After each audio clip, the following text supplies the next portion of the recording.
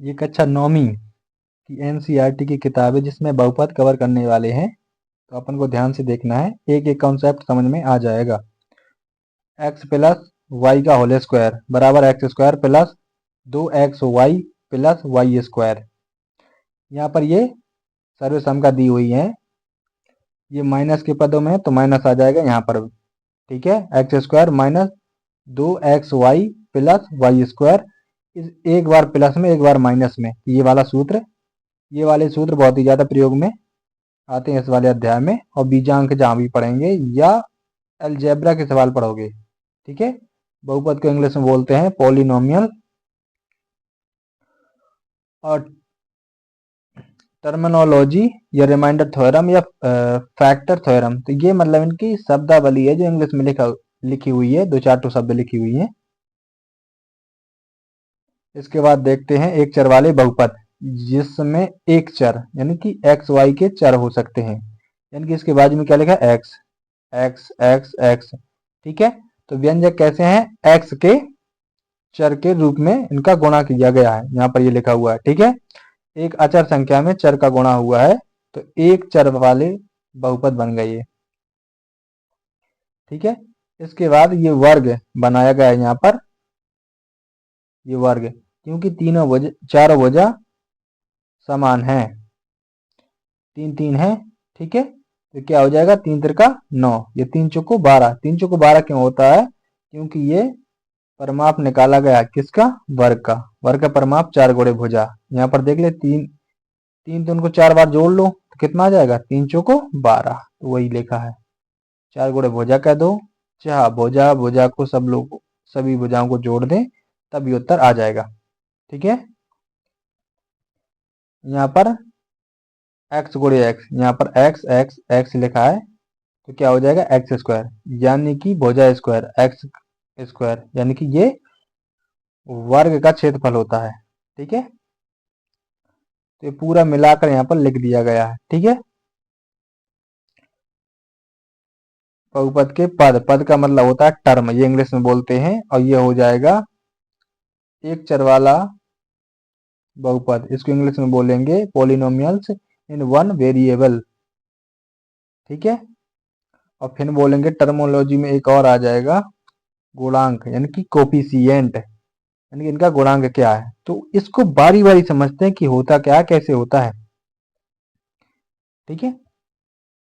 यहाँ पे दिया हुआ है टी स्क्वायर प्लस 4, यानी कि टी में एक बहुपद है, यानी कि टीचर वाला एक बहुपद है ये, ठीक है। टीचर वाला बहुपद है ये, और ये एक्स चर वाला बहुपद है, ठीक है। और ये वाई चर वाला बहुपद है, तो किसी भी चर के अनुसार आप लिख सकते हो ABCD के अक्षर के तहत। इसमें 3y square plus 5y plus 7, 3 पद हैं, कितने पद हैं, 1 2 3, 1 2 3, 3 पद हो गए। इसमें घात कितनी थी, 2 थी घात, ठीक है।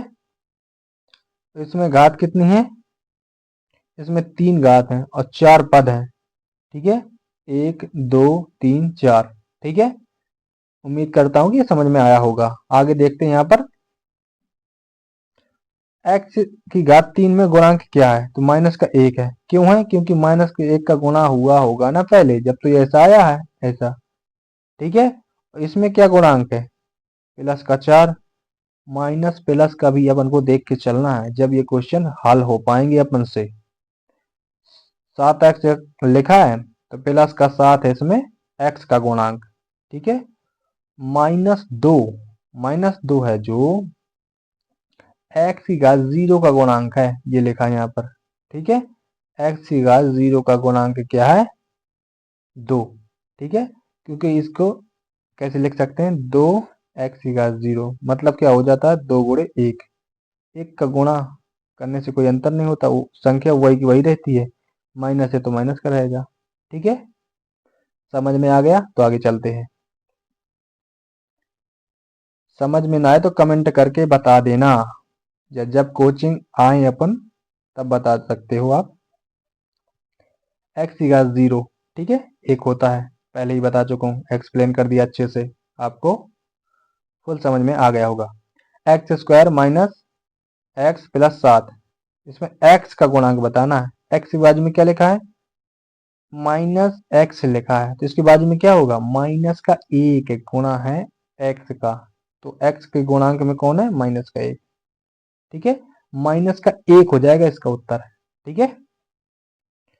इसके बाद है 2 - 5 और 7, क्या है, अचर पद है, ठीक है, यानी कि कांस्टेंट पोलिनोमियल्स, यानी कि इनकी घात कितनी हो जाएगी, जैसे 2 की घात कितनी हो जाएगी, एक्स की घात 0 बताया था ना अभी, तो ये कितनी हो जाएगी, इसकी घात 0 हो जाएगी, शून्य बहुपद इसको कहेंगे, है ना। अचर बहुपद शून्य को शून्य बहुपद कहा जाता है, यानी कौन सा बहुपद है, शून्य, क्योंकि शून्य घात है ना इसमें, इसलिए शून्य घात वाला बहुपद कहलाएगा ये, ठीक है। इसके बाद नेक्स्ट नेक्स्ट में आ जाएगा एक्स प्लस 1/x, ये हो जाएगा अपना बहुपद,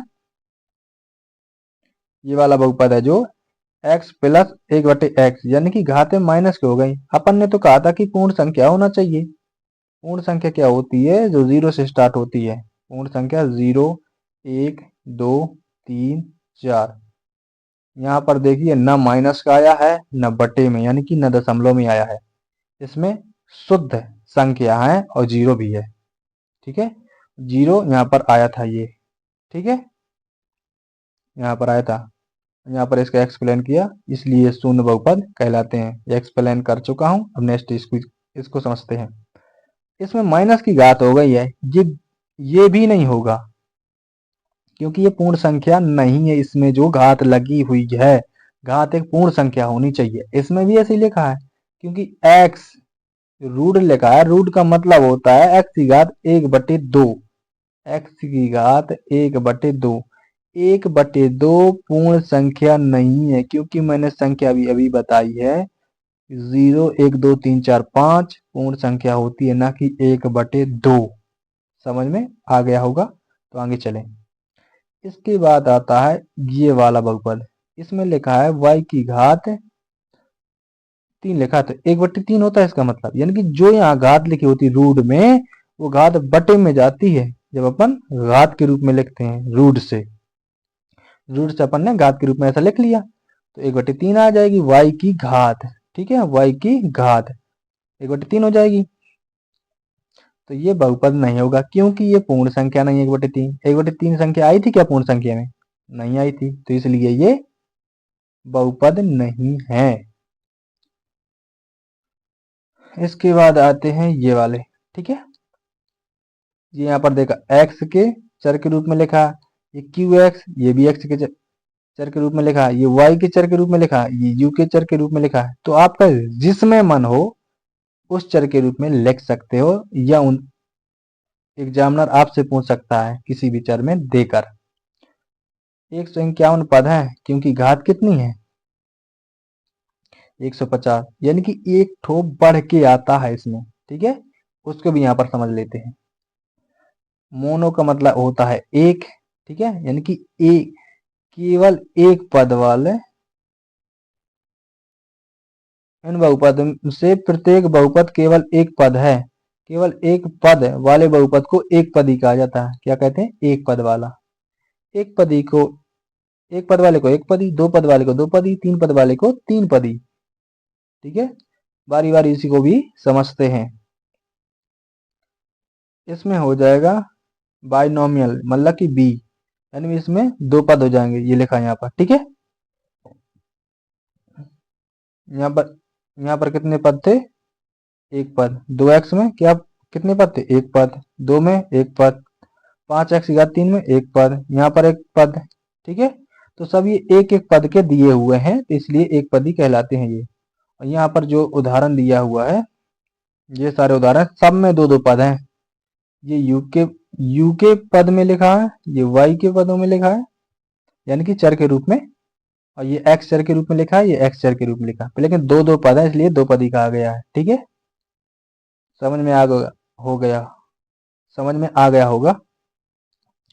इसके बाद है तीन पद वाले बहुपद, यहाँ पर तीन पद हैं देखिए, ठीक है, क्या लिखा है उससे मैटर नहीं, तीन पद लिखा है, ठीक है, और बहुपद है क्योंकि इसमें पूर्ण घाते हैं, ठीक है, गिनती आप गिन सकते हो। अपन इसकी गिनती आराम से गिन सकते हैं। यहाँ पर देखिए, 1 2 3, 1 2 3, 1 2 3, 1 2 3, तीन पदी है ना, इसलिए इनको तीन पदी बोलेंगे।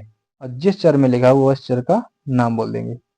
इसके बाद है एक शून्योत्तर अचर बहुपद की घात।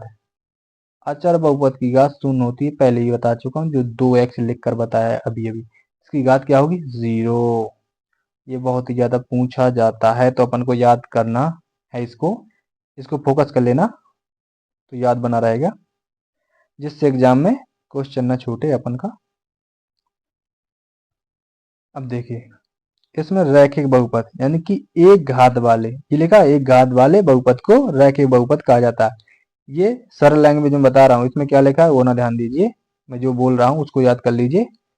क्वेश्चन आप आराम से सॉल्व कर पाओगे।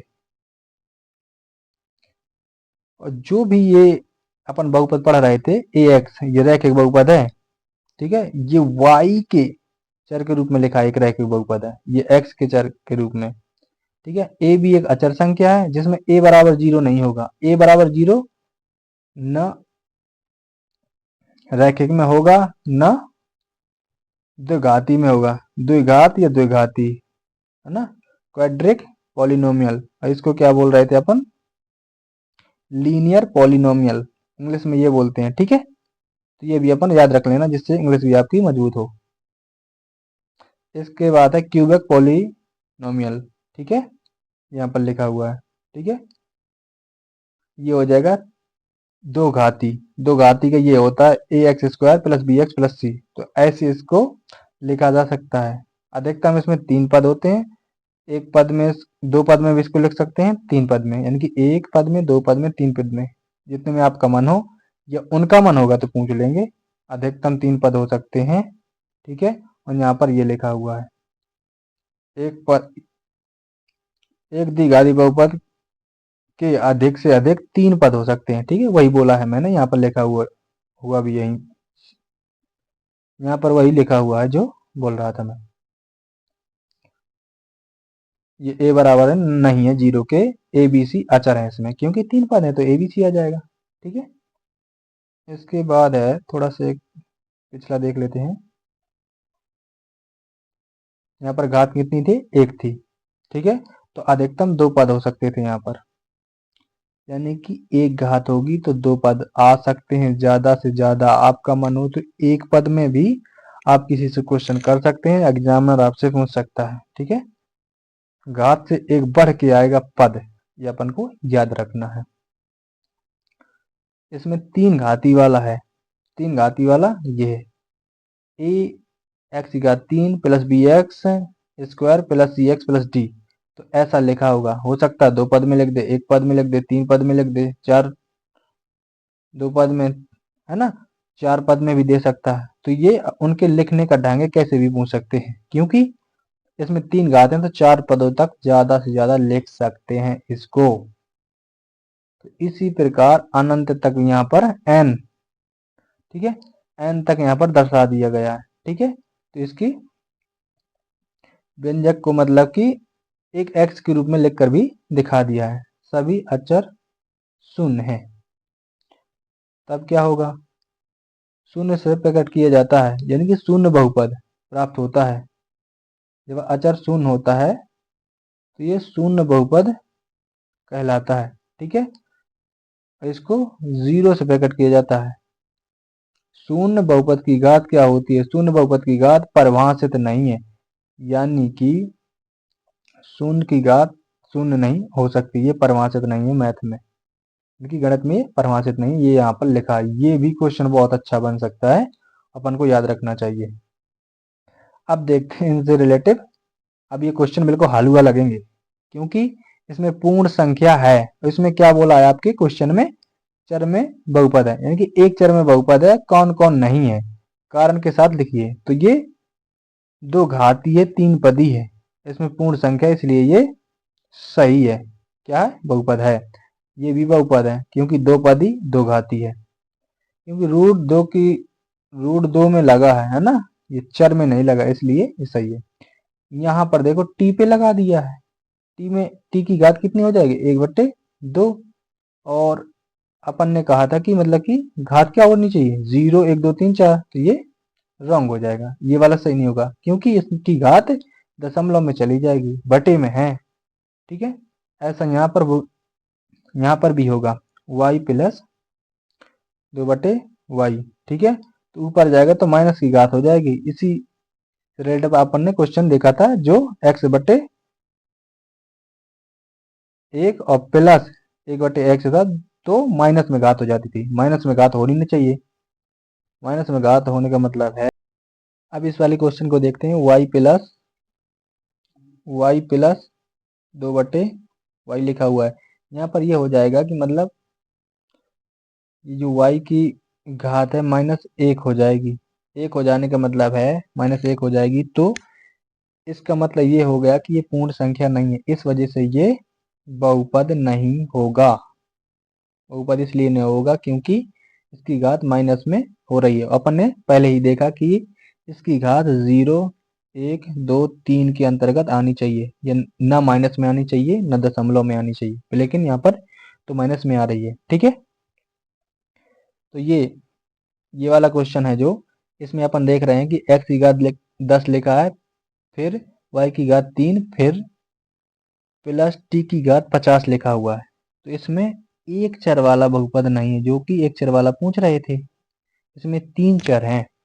ठीक है, इसलिए ये भी रॉन्ग हो जाएगा, यहाँ की कंडीशन के अनुसार गलत है। वैसे ये बहुपद था पर लेकिन 3 चर वाला बहुपद था, इस वजह से गलत हो गया। अगला क्वेश्चन है अपना एक्स स्क्वायर के गुणांक। एक्स स्क्वायर के गुणांक क्या है, इसमें एक्स स्क्वायर में गुणांक क्या हो जाएगा, तो इसमें 1 का गुणा होता है। ठीक है, 1 का गुणा किसी भी संख्या में कर दें वही का वही रहता है, क्योंकि 2 गुणे 1 लिखेंगे तो कितना आएगा 2 आएगा, 1 गुणे 10 कर दें तो 10 ही आएगा, है ना। तो इसमें देखें तो माइनस चिन्ह लगा है, तो इसमें -1 का गुणा होगा, -x²। ठीक है, तो ये हो जाएगा माइनस का 1 इसका गुणांक हो जाएगा। ठीक है, इस वाले क्वेश्चन का, दूसरे वाले का। इसमें क्या है π/2, यानी कि इसके गुणांक में क्या लिखा है π/2। पाई का मान 180 होता है। ठीक है, पाई का मान 180 होता है रेडियन में, वैसे होता है 22/7 जब ज्योमेट्री पढ़ते हो। इसको 3.14 भी बोलते हैं, भाग देने पर आ जाएगा, भाग कर लेना। इसके बाद है √2x, तो इसमें x² दिख ही नहीं रहा है ना, -1 लिखा है, इसमें x² नहीं दिख रहा है, तो इसका गुणांक 0 होगा, x² गुणे 0, तो कितना हो जाएगा 0। ठीक है, जो दिखता नहीं है वो 0 आएगा, गुणांक की बात हो रही है यहाँ पर। इसके बाद है 35 घात के द्विपद का और 100 घात के एक पद का एक एक उदाहरण दीजिए। 35 घात मतलब x की घात लो 35 लगा दी, हो गया क्वेश्चन। हो सकता है अपन को 2 लिखना हो, 12 लिखना हो, 312 लिखना हो, ऐसा करके ऐसा भी आंसर बना सकते हो, अपने मन से लिखना है। हो सकता है y की घात में आप लिख दें, तो आपके ऊपर डिपेंड करता है। जैसे 100 की घात भी ऐसे लिख सकते हैं। ठीक है, x की घात 100 कर लो। ठीक है, हो सकता है आगे आपको 3 4 5 कुछ भी रख सकते हो, कोई मैटर नहीं करता। ठीक है, आपको 100 घात एवर दिखानी है, क्वेश्चन सही हो जाएगा। इसके बाद है अगला क्वेश्चन, फिर प्रत्येक बहुपद की घात बताइए। सबसे बड़ी घात क्या है इसमें 2, इसमें क्या है सबसे बड़ी घात 3, इसमें सबसे बड़ी घात क्या है 1। एक घात वाले को क्या कहते हैं, रिकॉल करिए और कमेंट करके बताइए एक घात वाले बहुपद को क्या कहते हैं। और ये कौन सा बहुपद है, जब 3 गुणे x की घात 0 रही होगी, तो कौन सा बहुपद कहलाएगा, ये आप कमेंट करके बताइए। पहले अपन ने पढ़ चुके हैं, इस वजह से मैं ये क्वेश्चन पूछ रहा हूँ। तो इसकी घात है 0। ठीक है, इसके बाद है बताइए कि निम्नलिखित पदों में कौन कौन बहुपद रैखिक हैं, कौन कौन द्विघाती हैं, कौन कौन त्रिघाती हैं। तो अपन के रैखिक बताना अपन को, और कौन कौन द्विघाती कौन त्रिघाती है। ठीक है, पहले देखते हैं कि ये क्या है, दो घाती और दो पदी, ये 3 घाती 2 पदी, ये 3 पदी और 2 घाती, ये रैखिक है क्योंकि इसमें x की घात 1 है। टी की घात 1 है, रैखिक है, एक पदी है ये कितना था, दो पदी। ये कितना है, दो घाती एक पदी। ये कितना है, तीन घाती और एक पदी। तो ये थे 2.1 के पूरे क्वेश्चन हल करके बता दिए हैं। पिछला वीडियो भी आप देख सकते हैं और सूत्र भी उसमें डाल दिए थे। इसमें भी ये वाला पूरा का पूरा 2.1 अध्याय कवर कर दिया है। और किसी भी प्रकार की समस्या हो तो जरूर कमेंट करके बताएं, या वैसे भी आकर आप बता सकते हो। तो ऐसे ही प्रयास के साथ मिलते हैं अगले वीडियो में। तो अपना सहयोग जरूर बनाए रखें।